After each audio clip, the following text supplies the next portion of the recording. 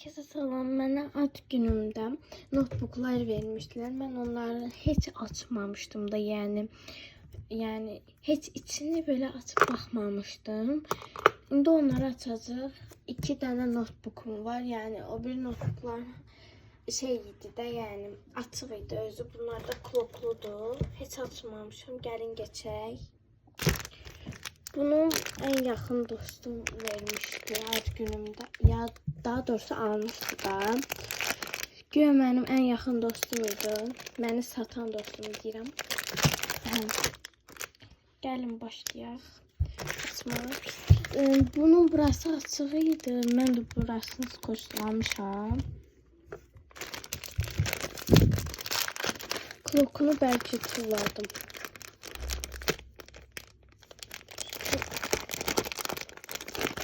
Aynen lazım. Tükü diyesen ele keçir. Eğer böyle bir şeyse. Keçsin.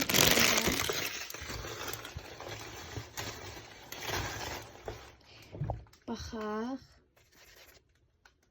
Yox, ələ keçmir. Belə də arxası.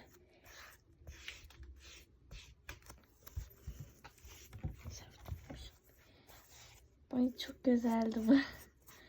Böyle. Burada da kaş loku var. Bura nasıl koyursunuz? İstediğiniz asırsız sonra atırsız içine. Böyle bir şey. Neyse. İçine istediğiniz bir şey koyursunuz. Bağlayırsınız. Güzel. Bunu da mənim bacım almıştı ad günümdə. Heç birini açmır.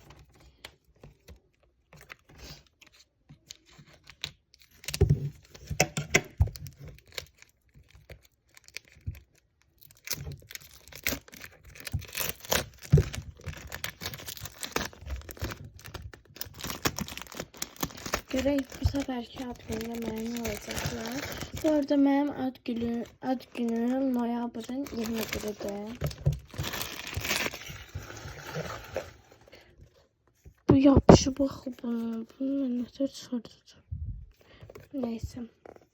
Görən içini tədi. Bunun içine baxmadıq. Mən bunu açıb baxmışam.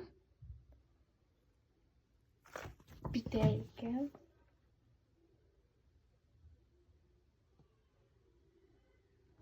Yok, bunu dostum yazıb. Demə verəndə dostum. Çünki bu mənim xəttim deyil. Dostum yazıb. Aha, belədir. Ürəkdir falan. Yəni qəşəngdir də, bəyəndim. Ama görüyor o çoxlu şey yazıb. Də həmişə düşürək. Gelin bunu açaq.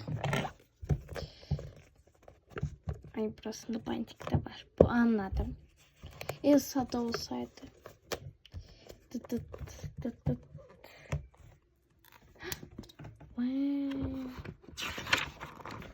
Oha, ben bunu yatmamışam.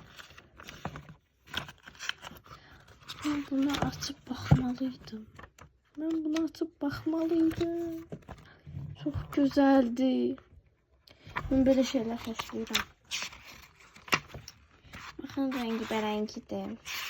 Özdə pəmbə renk de var. Mən pəmbə renk, bir de mavi renk xəstəsiyəm. Mavi renk de var. Çok güzeldi. Çok beğendim. Ben bunu açmalıymışam. Neyse. Bunları təzədən yerine koyarıq. Dələ koyum elə. Bu kadar idi videomuz. Sağ olun. Eğer akşam gezmeye çıksak oradan marketten ya moj belki moj da aldım. Belki bilmiyorum da sticker falan olsa sticker da alaram. Neyse sağ olun.